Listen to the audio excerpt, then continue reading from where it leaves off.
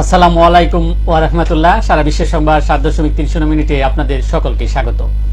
দেশের প্রধান প্রধান দৈনিক পত্রিকাগুলো তাদের শিরোনামে যে খবরগুলো গুরুত্ব সহকারে ছাপিয়েছে তাই নিয়ে হাজির হলাম আপনাদের সামনে। আশা করি সাথেই থাকবেন। শুরুতেই থাকছে প্রধানমন্ত্রী শেখ হাসিনা মন্ত্রিসভার বৈঠকে বলেছেন, দুর্নীতিবাজদের সহানুভূতি নয়, সরকারের পুরো ব্যবস্থাপনা মিলে দুর্নীতির বিরুদ্ধে ব্যবস্থা নিচ্ছে। দুর্নীতি প্রমাণিত হলে কাউকে ছাড় দেওয়া হচ্ছে না, এমন নজির নেই। শুধু আমলা নয়, এমপি মন্ত্রীর বিরুদ্ধেও ব্যবস্থা নিতে সরকারের সর্বোচ্চ পর্যায় থেকে এই সংক্রান্ত বার্তা এরই মধ্যে দেওয়া হয়েছে। মন্ত্রিসভার বৈঠকে এভাবেই দুর্নীতির বিরুদ্ধে কঠোর বার্তা দেন প্রধানমন্ত্রী শেখ হাসিনা। প্রধানমন্ত্রী শেখ হাসিনার নিকট তার কার্যালয়ে জাপানের নাগাসাকিতে পিস পার্কে বাংলাদেশের অর্থায়নে শান্তি স্মৃতিস্তম্ভ স্থাপন করায় নাগাসাকির মেয়র সুজুকি শিরুর বাংলাদেশকে দেওয়া অ্যাপ্রিসিয়েশন সনদ হস্তান্তর করেন গণপূর্ত মন্ত্রী। প্রধানমন্ত্রীর ভারত সফরে এবার কিছুই পায়নি বলে মন্তব্য করেছেন বিএনপি মহাসচিব মির্জা ফখরুল ইসলাম আলমগীর। তিনি আরো বলেন, ভারতের সাথে অংশীদারিত্ব ও কানেক্টিভিটি কোনো কিছুতেই বিএনপির আপত্তি নেই। গার্মেন্টস পণ্য রপ্তানিতে যুক্তরাষ্ট্র কখনোই শুল্ক মুক্ত সুবিধা দেয়নি বলে জানিয়েছেন পররাষ্ট্রমন্ত্রী ডক্টর হাসান মাহমুদ। তিনি আরো বলেন, বাংলাদেশ জিএসপি সুবিধা আওতায় থাকলেও গার্মেন্টস এর আওতার বাইরে ছিল। সাদিক এগ্রুকে প্রতারণায় সহায়তায় অভিযোগ ঢাকার সাভার কেন্দ্রীয় গো প্রজনন ও দুগ্ধ খামারে অভিযান চালিয়েছে দুদক। দুর্বল দুই কোম্পানি কবজা করে শেয়ার বাজারে লুট মতিউরের। মতিউর মুর্শেদরা প্রাইভেট কোম্পানিকে পাবলিক লিমিটেডে রূপান্তর করে বিনিয়োগকারীদের সাথে প্রতারণা করে তাদের পথে বসিয়েছেন। ফ্যামিলি ট্যাক্স বিডির 75 টাকার শেয়ার এখন 3 টাকা 30 পয়সা। কাগজে প্রতিষ্ঠান ইফকো টেক্সটাইলের নামে বড় অঙ্কের ব্যাংক ঋণ। ছোট ভাইয়ের স্বাক্ষর জাল করে তালিকাভুক্তির চেষ্টা। নিয়ম না মেনে 4 গ্রুপের 6,497 কোটি টাকার সুদ মাফ।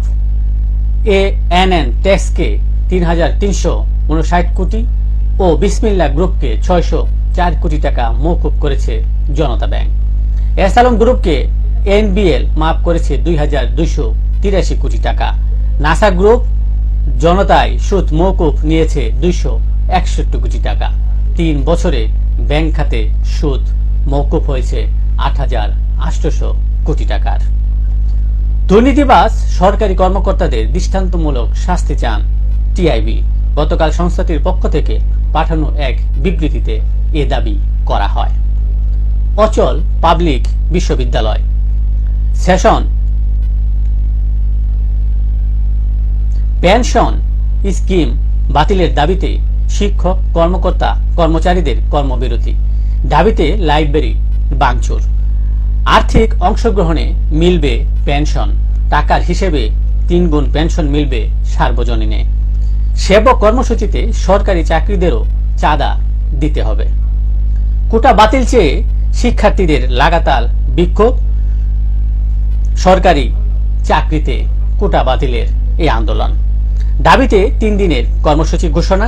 ঢাকা আরিচা মহাসড়ক অবরোধ। জবিতে ছাত্র সমাবেশ। উত্তাল রাবি জাবিতে প্রতীকী অবরোধ। রাশিয়াকে প্রকল্প ব্যয়ের টাকা পরিশোধ করল বাংলাদেশ। রূপপুর পারমাণবিক বিদ্যুৎ কেন্দ্র। জুনে রেকর্ড রেমিটেন্স। 47 মাসের মধ্যে সর্বোচ্চ রিজার্ভ বেড়েছে 3 বিলিয়ন। নানা উদ্যোগের ফলে বৈধ পথে বেড়েছে প্রবাসী আয় আগমন। বিদ্যুৎ উৎপাদন স্বাভাবিক হচ্ছে, কমবে লোডশেডিং। পায়রার পুরোদমে উৎপাদন শুরু। আদানির 1টি ইউনিট চালু।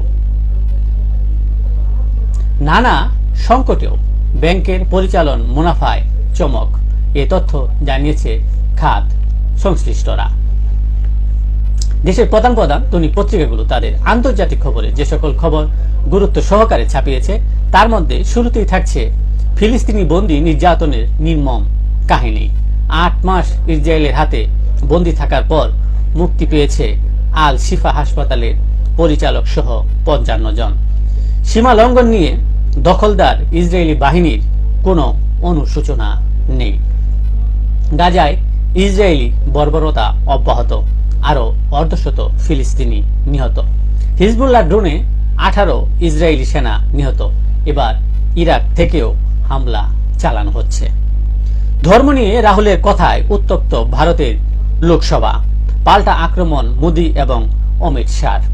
রাহুলকে ক্ষমা চাওয়ার দাবি করেছেন অমিত শাহ। রাহুল গান্ধী বলেছিলেন, যারা নিজেদের হিন্দু বলেন তারা কেবল হিংসার কথা বলে, ঘৃণার কথা ও অসত্য কথা বলে। এরপরই শুরু হয় লোকসভায় হইচই। আংশিক দায়মুক্তি পাচ্ছেন ট্রাম্প। সুপ্রিম কোর্টের এক রায় এ তথ্য প্রকাশ করেছে। আলোচনায় সমালোচনায় ডেমোক্রেটরা। যুক্তরাজ্যে নির্বাচন, ঋষি সুনাক হারলে রুয়ান্ডা নীতিতে ক্ষতি বাংলাদেশি টাকায় 5,000 কোটি টাকা। কেননা ইংলিশ চ্যানেল পাড়ি দিয়ে যুক্তরাজ্যে প্রবেশকারী অভিবাসন প্রত্যাশীদের রুয়ান্ডায় পাঠানোর বিতর্কিত প্রকল্পে ব্রিটিশ সরকার এরই মধ্যে 32 কোটি পাউন্ড খরচ করে ফেলেছে। এই অবস্থায় সুনাক যদি ফেল করেন, পাশ না করতে পারেন, তাহলে এই প্রকল্পের টাকা ক্ষতি হওয়ার সম্ভাবনা আছে এবং পরবর্তী বিরোধী দল এই প্রকল্প মেনে নাও নিতে পারেন।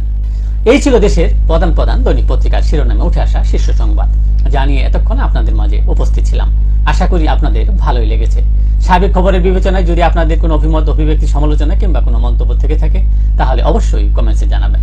আপনাদের কমেন্টসের প্রত্যাশায় আজকের মতো এখানেই বিদায় নিচ্ছি। আবারও দেখা হবে আগামীকাল ঠিক একইভাবে সারা বিশ্বের সংবাদ 7.30 মিনিটে। সে পর্যন্ত অবশ্যই সকলেই ভালো থাকবেন, সুস্থ থাকবেন। আসসালামু আলাইকুম ওয়া রাহমাতুল্লাহ।